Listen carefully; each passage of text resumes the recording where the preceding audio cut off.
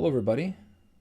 Tonight I have decided I'm going to take you through the game Barbarian Prince.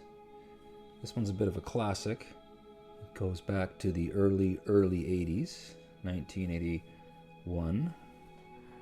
Anyway, after many years, in 2003, the company which released this game, Dwarf Star Games, 2003, they actually released it for print and play.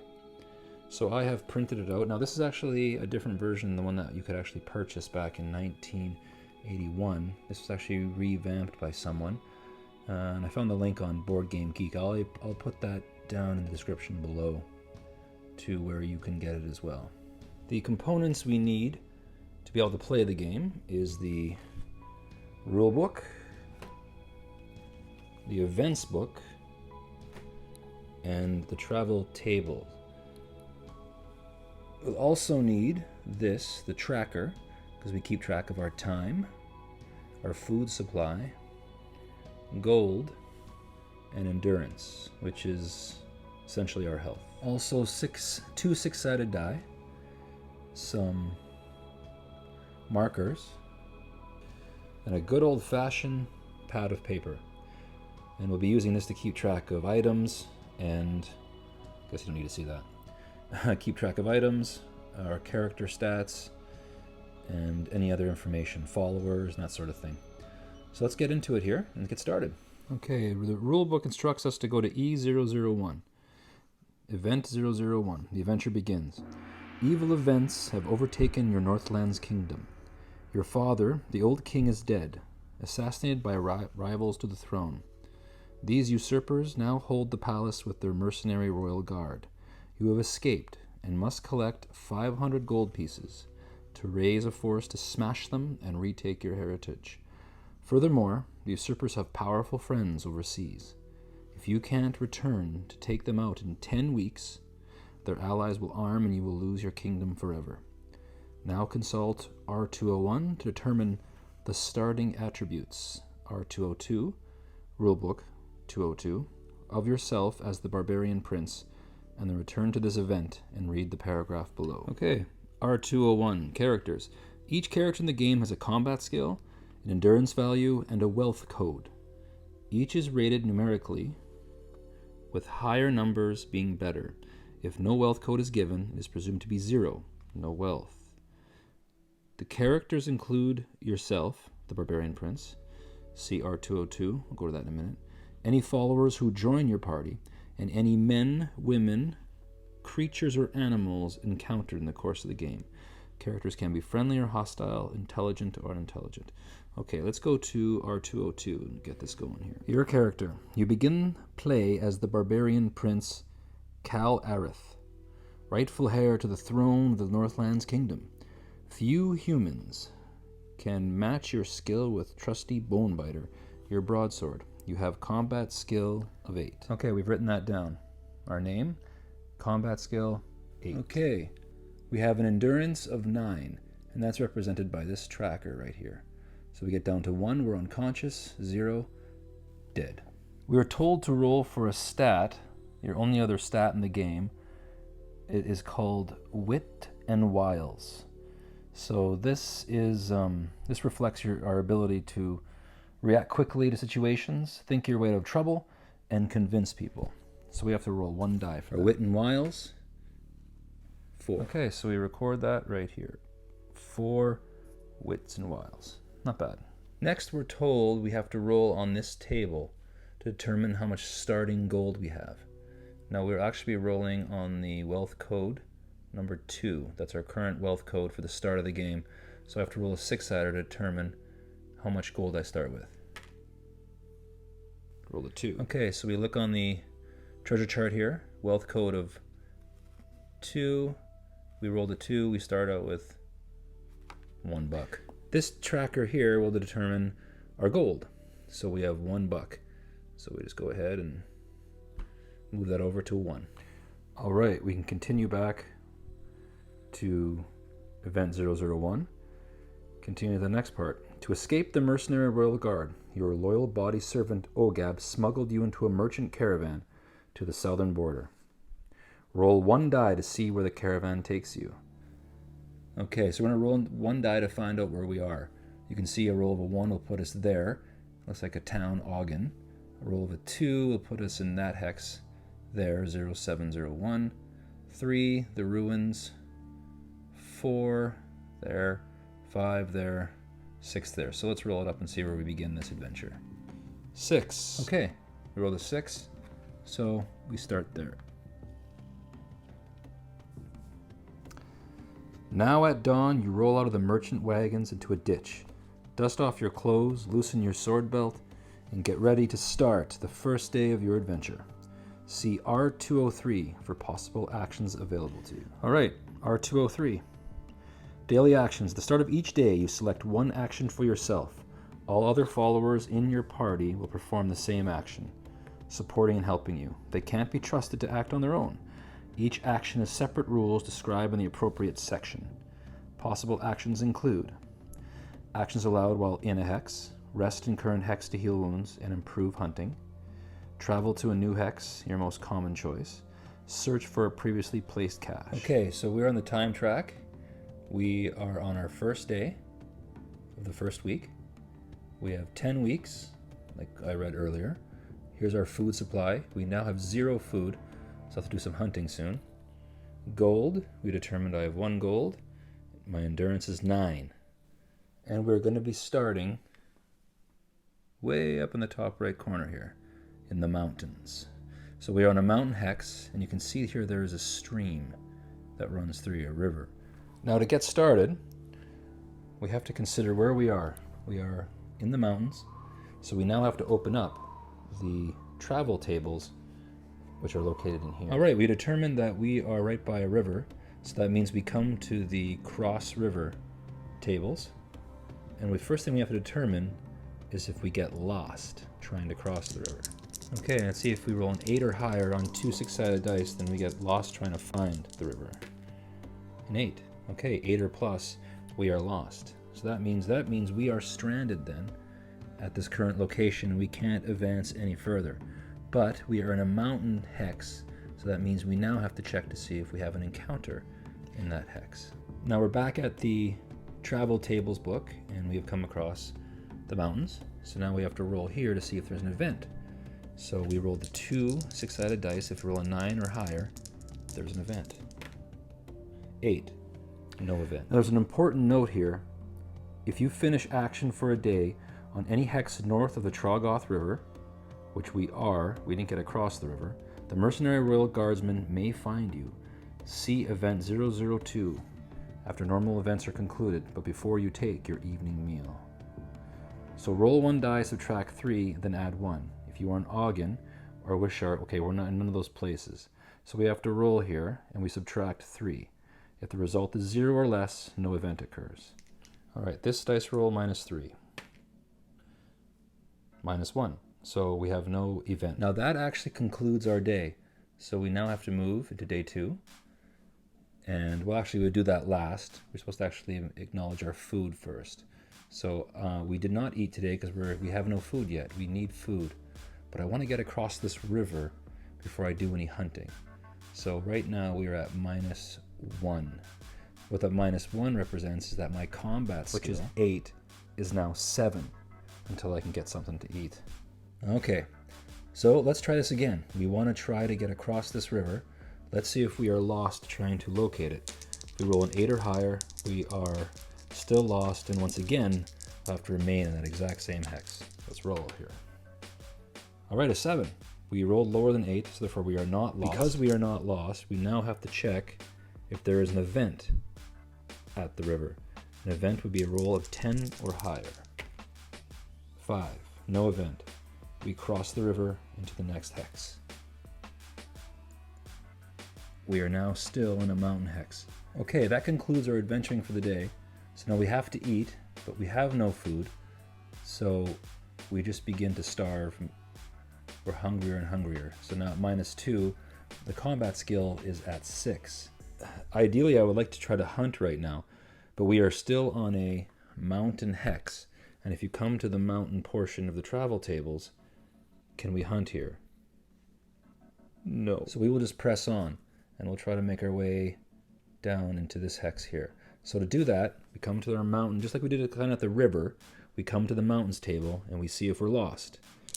The mountain's a little tougher to get through here. So a roll of 7 or higher, we are lost. If we roll a 7 or higher, we are lost in the mountains and have to remain in this hex for another day. 5. All right. So we are not lost. So that means we now get to move down to the hex we were trying to get into. So we are still in the mountains. Now the final part of our turn, we do have to roll on the mountains table and check if there's an event. So a 9 or higher, there'll be an event. So if we roll a 9 or higher, there will be an event in the mountains. An 8, no event. Okay, so we do starve some more. Getting really frail here. And then we mark to the next day. The day is over. And we do it all over again. Okay, now we are still in the mountains, but we're going to try to get down to this hex here. So let's move our little piece over the border, and let's see if we're lost in the mountains. Because we are still technically on the mountain hex, we will have to see if we're lost. So 7 or higher, once again. Let's see if we roll a 7 or higher. If we do, we are lost in the mountains. Okay, 7 or higher. All right, we are not lost in the mountains. That means we get to go ahead and move into the hex we were trying to get into, which is the countryside. So we're traveling along. We managed to find our way out of the mountains, and now we've entered in some countryside. So at the countryside, we then move to the countryside table in the travel table booklet here. So now let's see if there's an event in the countryside. An event would be a result of 9 or higher on 2 6-sided dice. All right, let's see. No event.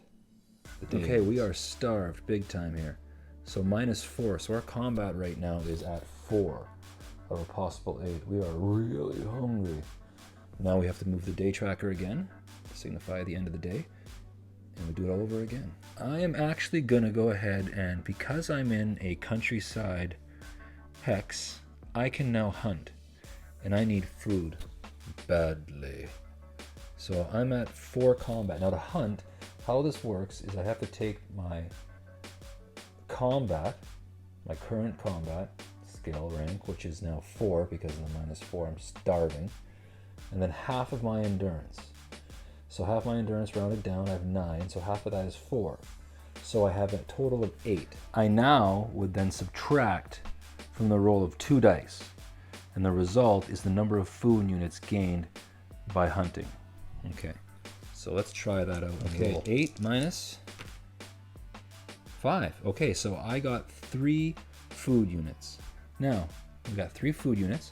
So what happens now is I can only eat 2 units of food. I can only improve this by 2, but it's down to -2 now.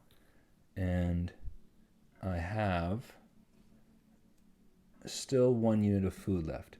So I can eat that the next day. But now seeing how we spent our day hunting, I still have to check in the countryside hex, the hex that I'm in, to see if there's actually an event that unfolds. So I still have to roll this die here before I can end my... Actually, I made a boo-boo. I actually need to roll for the event first before I can eat my food. So I'm going to put this back to -4. I take this and put this to 3 because I found 3 food units. So then I have to see throughout the day whether or not there was an event, and then I'll be able to eat my food. I'm so hungry. The countryside, a 9 or higher, there's an event. A 5, no event. So I now can go ahead and eat my food. I can eat 2 units at a time. That's the most I can eat. And I still remain with 1 food. So I've eaten, and now the day is ended. All right, maybe I should do some more hunting. Now this is a time-restricted game, but we still have lots of time. We're only on the first week. So I'm gonna go ahead and hunt again. Okay, my total before was an 8 because I only had a 4 strength, but that's improved now. I've gotten some energy back here, some strength. So that's actually gonna be a 10 now because so I have -2 only. So that puts me at a 6 plus half of my endurance, which is currently 9, rounded down 4. So it's now 10. So let's roll and find out if we manage to find this roll. -10. 4. So I managed to find 6 food. Okay, 6 food. 1, 2, 3, 4, 5, 6.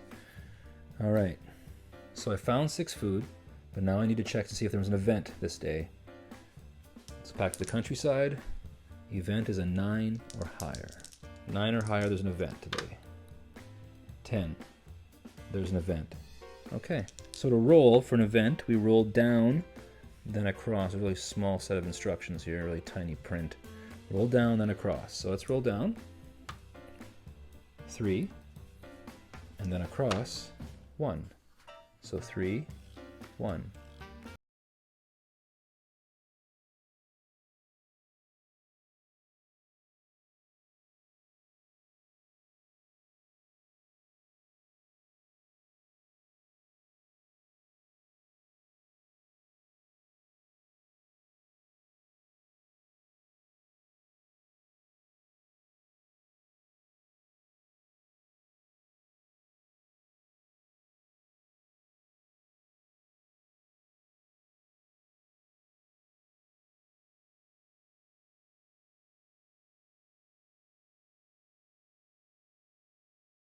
To R219. I rolled for how many goblins there are. There are 4 goblins, and there's 1 hobgoblin. So we were trying to follow them, and we were told to go to R219. So following.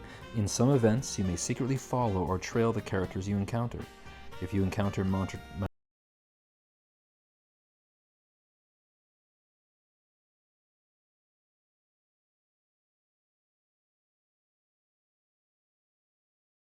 so we'll roll 1 die, see which way we follow them to. Next, consult the event that permitted following to see what happens next. This normally requires another die or a dice roll. Alright, so back to E052. We are back at E052. If you follow them, after the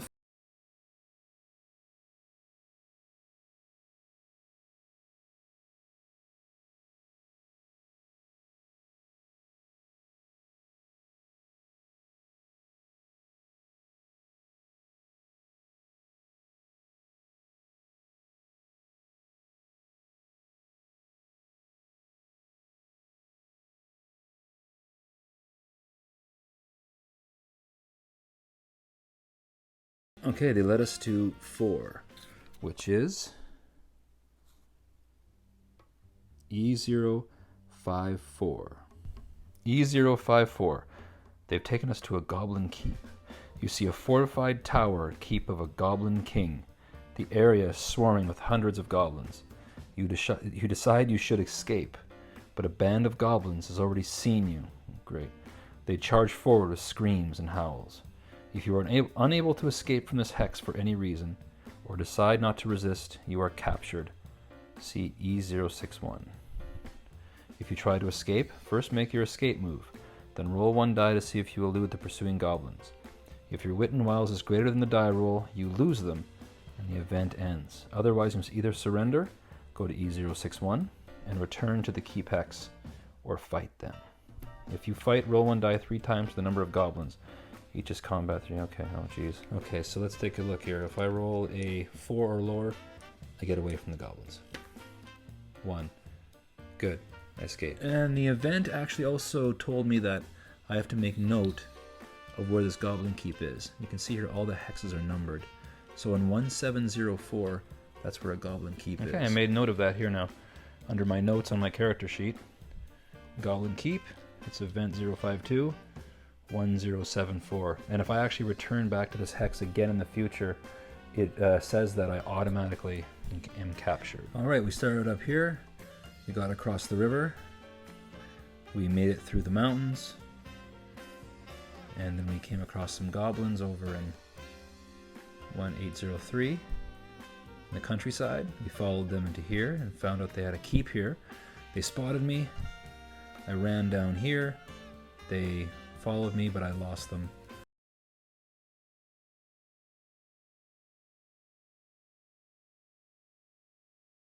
My food, so I dropped this down to a 6, and I dropped this down now to a -1. So now I'm down to a 7 combat, 1 away from my max. And then we just mark the end of the day here. So we're in the 6th day now. All right, we're in the mountains, so let's begin our new day. We wake up after a rough sleep, and we're now going to check and see if we can get... I'm going to try to get down here to this Temple of Zor Square. So that's the direction I'm trying to get to, but let's see if we are lost in this hex. Okay, that hex is a mountain square, mountain hex. So lost on a 7 or higher. 7 or higher, we are lost and have to remain in this hex. 5, all right, right on. So we made it through. So we then go into another mountain square, and there is a temple in the square, but we still have to complete our day. So I still have to check to see if there's an encounter in this new hex, which is a mountain hex. Okay, an event will happen on a roll of 9 or higher. 9 or higher, an event in these mountains. 5, all right. All is quiet.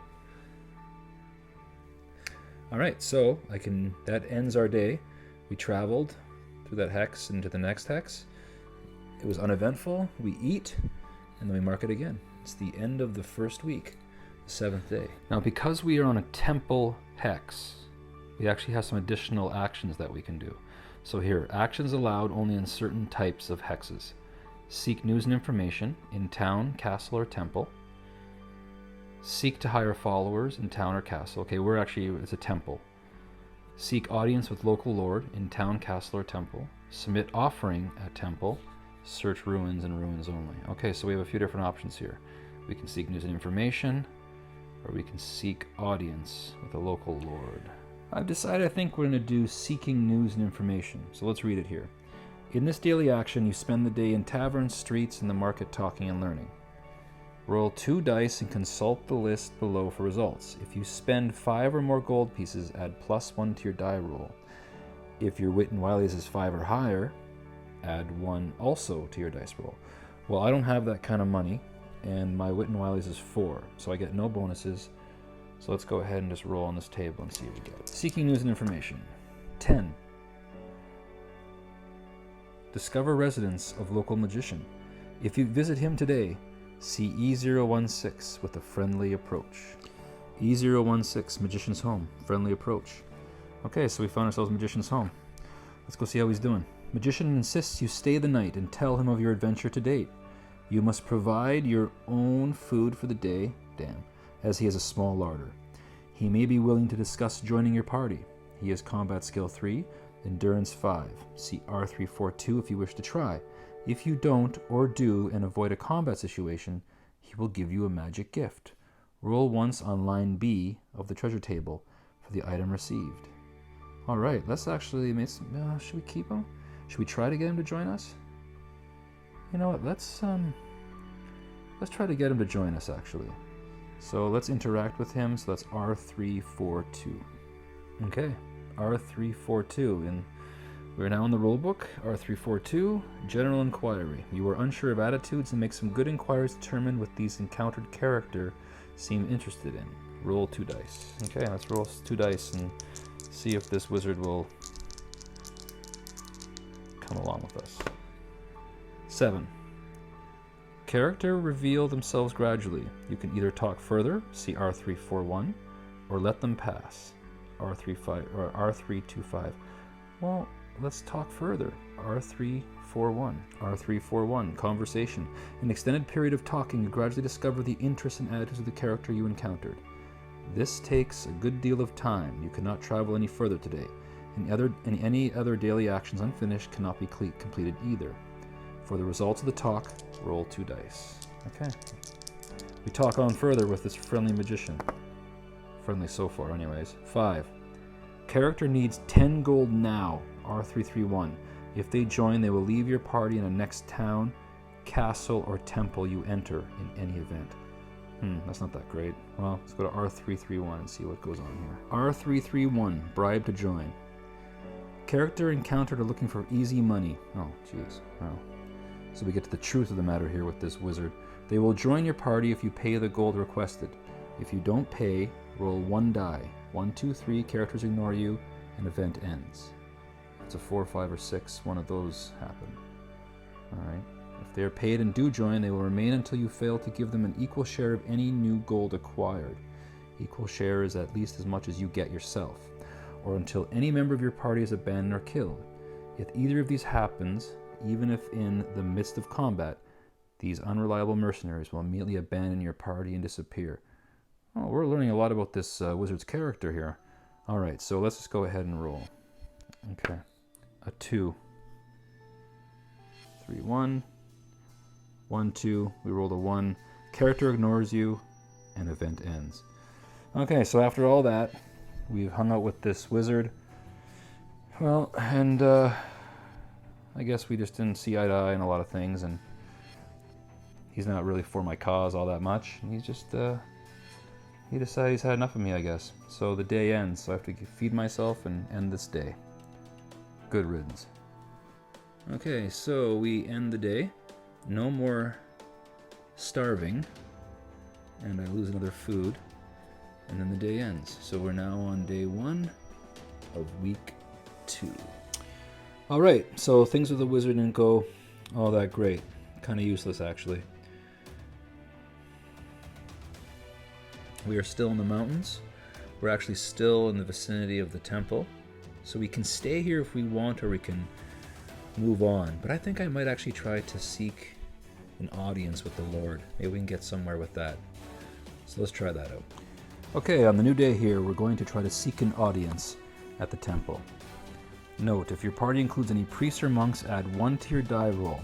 If your party includes any magicians, wizards, or witches, you must either dismiss all of them or subtract 2 from your dice roll. Okay, let's roll and see what happens here while trying to seek an audience. Okay, seek an audience at the temple. 4. Encounter hostile guards. 158. E158, hostile guards. You leave the rest of your party in an atrium and are then confronted by 2 hostile guards. I don't have a party, I'm all by myself. Each is combat skill 5, endurance 6, and wealth of 7. If you pay 20 gold as a bribe, they will let you pass. Roll again on the appropriate seeking audience table, R211. Otherwise, they will attack you, getting the first strike in combat. Regardless of whether you win or lose, the combat means you must immediately escape from this hex. Alright, so we're not making any friends here at all. And I gotta fight these guards. Okay, I've written down the stats for the guards. They have a wealth of 7. I mark wealth in a circle. They have a combat skill of 5. I always put that in a square. And then their hit points, their health. There's 2 of them, so 6 each. For combat, we roll the 2 dice. And this is how it is determined. So then from here, we have to pay attention to a few things. Okay, the target of the strike has wounds equaling half or more as endurance. No, they are, my endurance is at full, so they don't get the +2. They would get a -1 if the striker has 1 or more wounds. They get an additional -1 if striker has wounds equaling half or more his endurance, in addition to the above. Well, none of those are in effect, so we would then go ahead and calculate, though, the difference. So, of their combat skill versus mine. Now, my combat skill is 8. These 2 guards both have combat skill of 5. So that means they're attacking me, they get -3. I have 8, they have 5, -3. So I'm going to roll 2 6-siders, and then -3, a 7, -3 is a 4. So we come to the combat table. I don't see a 4 anywhere. So they missed.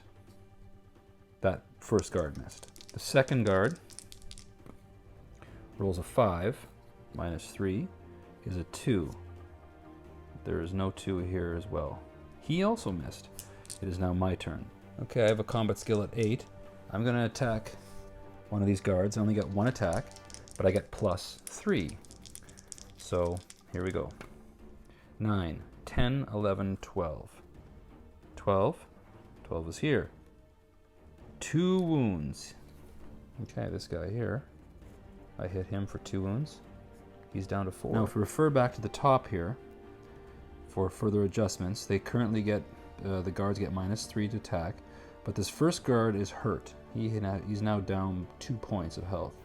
So he has 1 or more wounds. Striker has wounds equaling half or more his endurance. No, not there just yet, but he gets an additional now -1. So he gets a total of -4 to this roll. -4 to this roll. A 5 minus 4 is 1. I don't see a 1 on the table. He misses. The other guard, he only gets the -3. He's at full health still. 4 minus 3, 1. No 1. He misses. All right. Now Cal Alrith gets to attack that guard. He can attack that same guard. He gets 8 plus the difference of the combat skill difference of 3. So he got an 11. Let's see. Is an 11 on the table here? It is. 11. Another wound. Okay. So this guy is down to 3. This guy still has a max health. Come at me. Okay. So this first guard, he is hurt. He's down to half his health. So Striker has 1 or more wounds. Yes. So he gets an additional -1. Striker has wounds equaling half or more his endurance. Yes. He has half of his endurance. He has 3 out of his 6. So he gets now an additional -2, more than what he normally gets, which is -3. So now he gets a -5 to this roll. -5. 2 minus 5. Well, goes down to -1, but it's lower than that. So he misses. Now the healthy guard, which has his max hit points of 6, he gets a -3 to this roll. 9. He gets a 6. 6 is not on the combat table. That means he misses. Okay, Cal Alrith is going to strike the hurt guard, the guard that's down to half. So target of strike has wounds equaling half or more his endurance. The target does. So I got +2. Striker has 1 or more wounds. Nope. Striker has wounds equaling half. Nope. I have perfect health right now. Cal has perfect health.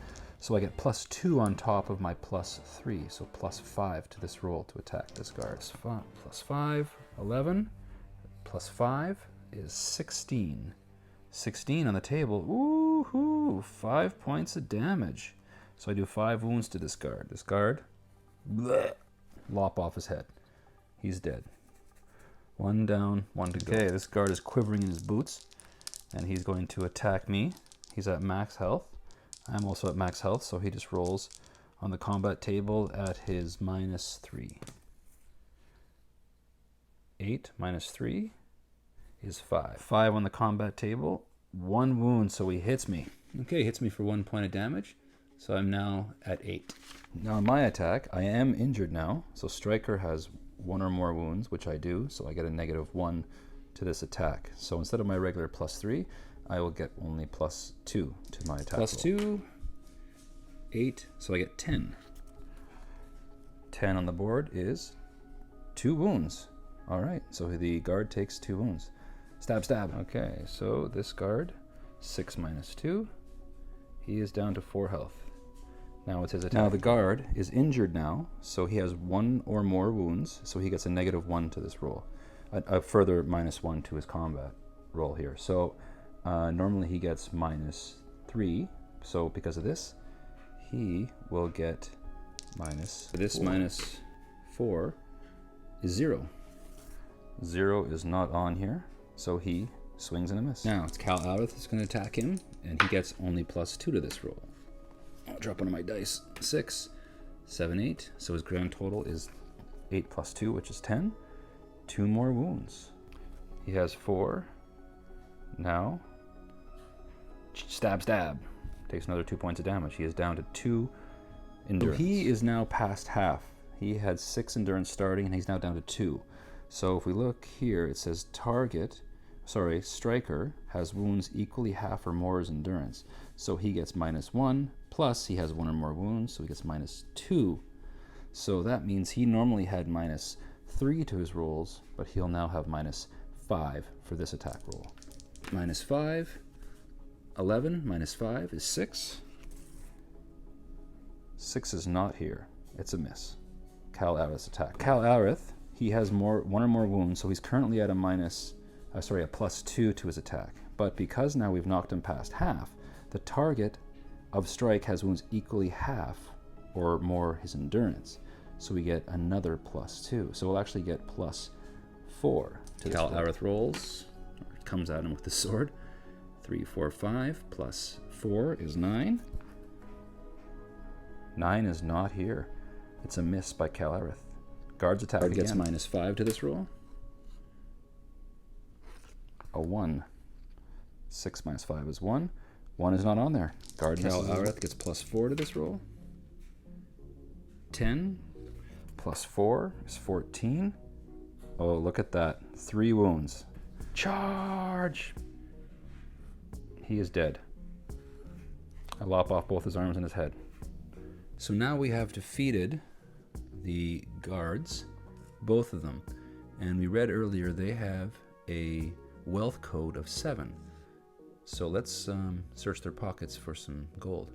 So we go to the treasure table, we find the wealth code of 7, and then we roll the 6-sider to determine how much money they have. So the first one, 2. 4 gold in the one guard's pockets. 4 more gold. 1, 2, 3, 4. Let's search the other guard's pockets. Back to the treasure table for the second guard. We roll a 6. Wealth code 7. A 6. 11 bucks. Let's go to our gold tracker. Another 11 bucks. We're at 15 or 5 plus 10. 15 plus 1. So plus 11 more. 16 bucks. 16 gold. Not bad. Only 484 more gold we need to win the game. All right. So now we have to escape. We were instructed earlier in the paragraph when we came across the hostile guards that we have to escape this area immediately. They don't want us here anymore. So, escape 2118. When your party escapes, you move randomly to one of the 6 adjacent hexes. Roll 1 die to determine which direction to go. 5. We got a 5. Southwest. All right, here we are. So southwest. That's southeast. Southwest. There we are. So we're down now, still in the mountains, in that hex. And we eat, and our day ends. Okay, so we eat. We're down to 3 food.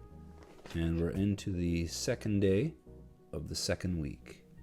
We are now in this hex. So I'm thinking what we should do is maybe I'll try to get to this town over here. Now I don't want to go to the desert. The desert's really rough. It's easy to get, very, very, very easy to get lost in the desert. So I'm going to try to stick to the mountain areas. And I'm going to try to get into this mountain hex. So let's see if we can get out of this one right here. Let's see if we get lost.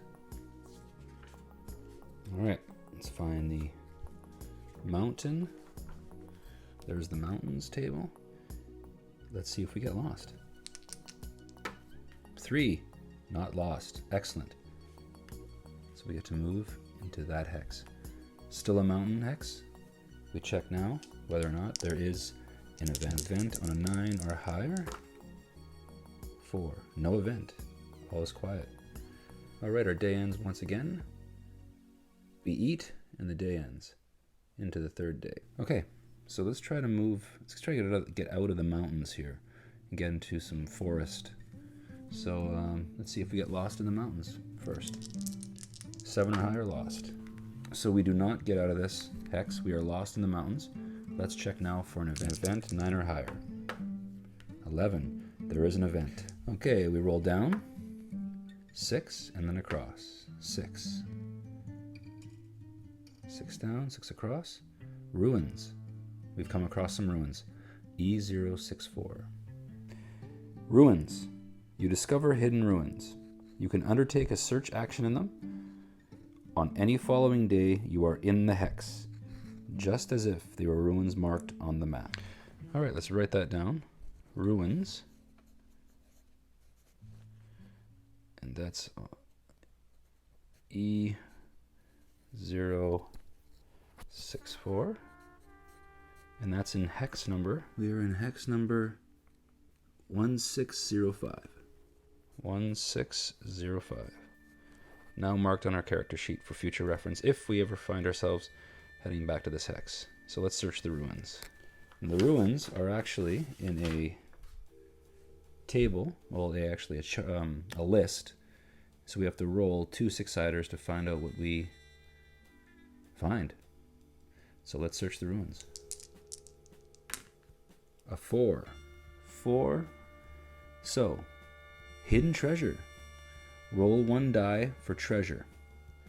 Okay, let's see what we find. 5. Okay, I rolled a 5. I found in the ruins 500 gold. I just won the game. Yay. So there you have it. That's Barbarian Prince.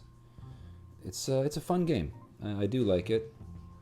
You know, it's definitely brings across that fantasy high adventure feel.